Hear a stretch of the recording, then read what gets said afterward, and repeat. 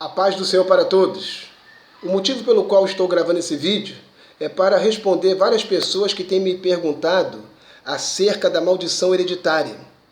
Inclusive, algumas pessoas que defendem essa teoria usam Êxodo capítulo 20, versículos 5 e 6 como base, mas na verdade eles torcem a interpretação correta desse texto. Eu vou ler aqui rapidamente. Não te curvarás a elas, nem as servirás, se referindo à prática da idolatria, a adorar imagens de escultura. Porque eu, Senhor teu Deus, sou Deus zeloso, que visito a iniquidade dos pais nos filhos até a terceira e quarta geração daqueles que me aborrecem. Daqueles que me aborrecem, daqueles que praticam o pecado. E faço misericórdia a milhares dos que me amam e aos que guardam os meus mandamentos. Esse texto aqui não diz respeito à maldição hereditária. Está dizendo a consequência da prática do pecado. Os pais se tornarem idólatras e ensinar os filhos também a prática da idolatria. Porque está dizendo daqueles que me aborrecem.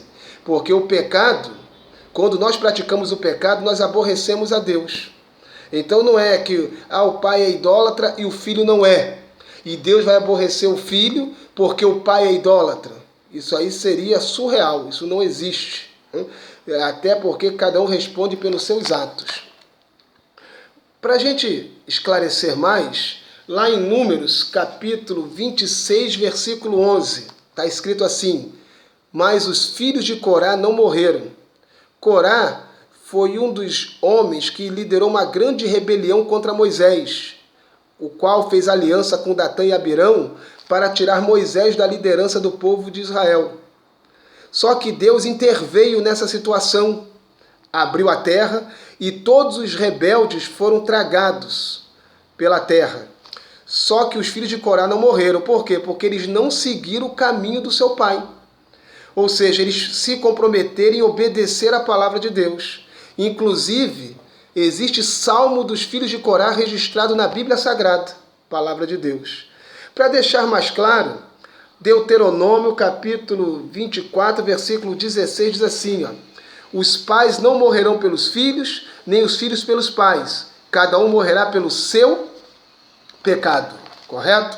E lá em Ezequiel capítulo 18, que eu vejo que esse aqui é assim, o complemento com chave de ouro. Claro que eu não vou ler o capítulo todo para não ficar enfadonho, mas só alguns versículos. E veio a mim a palavra do Senhor dizendo: que pensais vós, os que usais esta parábola sobre a terra de Israel, dizendo? Olha a parábola que o povo de Israel estava falando no momento que eles estavam sendo oprimidos pela Babilônia. Os pais comeram uvas verdes e os dentes dos filhos se embotaram. O que significa isso? Eles estavam dizendo o seguinte: nossos pais pecaram e nós que estamos sofrendo a consequência. Ou seja, nossos pais comeram uvas verdes e os nossos dentes ficaram podres. Ou como se fosse assim: eu como uma feijoada e dá diarreia no meu filho. Olha só a intervenção de Deus no versículo 3. Vivo eu, diz o Senhor Deus, que nunca mais direis esta parábola em Israel. Deus não aceitou a desculpa deles. Eis que todas as almas são minhas, como é a alma do Pai, assim também a alma do Filho é minha. A alma que pecar, essa morrerá. Ou seja, aqui está bem claro. Aí lendo o texto todo, o capítulo todo, vocês vão observar que Deus não cobra o pecado do pai no filho, nem do filho no pai. Já pensou? Se Deus aborrecesse uma pessoa porque o pai é adúltero, e o filho é contra o adultério, abomina o adultério. Não, mas Deus vai aborrecer esse porque o pai é adúltero. Aí ele vai se tornar um adúltero também. Como tem gente que fala, a fruta cai sempre perto do pé. Isso é ditado popular, porque na Bíblia teve homens bons com filhos ruins. Samuel é um exemplo, grande homem de Deus. Agora os seus 2 filhos não prestaram, não. E tem pais ruins com filho bom. Saul foi um péssimo rei. Um homem que até na feitiçaria foi parar. Agora Jonathan, o filho dele, foi um grande homem.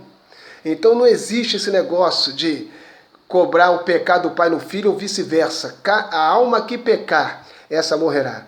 Aí tem pessoas que usam e faz assim, tipo uma chantagem emocional e espiritual. Fala, venha para a quebra da maldição, venha para a sessão do descarrego. E agora você vai pegar o envelope, vai colocar o teu melhor, que eu entendo que o meu melhor, o meu coração para Deus, mas o melhor deles lá é R$1.000, R$2.000 e daí para cima. Que toda maldição será extirpada da sua vida. Isso está parecendo até a Idade Média, onde o romanismo pregava que quem colocasse uma moeda lá no gasofilácio, uma alma saía do purgatório, a alma de um parente meu. Parece que nós estamos retrocedendo à Idade das Trevas. Então, a maldição, ela é quebrada quando aceitamos a Jesus Cristo como nosso único e suficiente Salvador. O profeta Isaías escreveu que ele, Jesus Cristo, levou sobre ele todas as nossas maldições. O castigo que nos traz a paz estava sobre ele, e pelas suas pisaduras nós somos sarados. Então, a maldição só é quebrada através do sangue de Cristo. Como assim? Quando eu confesso Jesus como Senhor, não é de lábios não, é de coração. Confessar a Cristo não é falar de boca para fora, Jesus é o Senhor, não é isso não.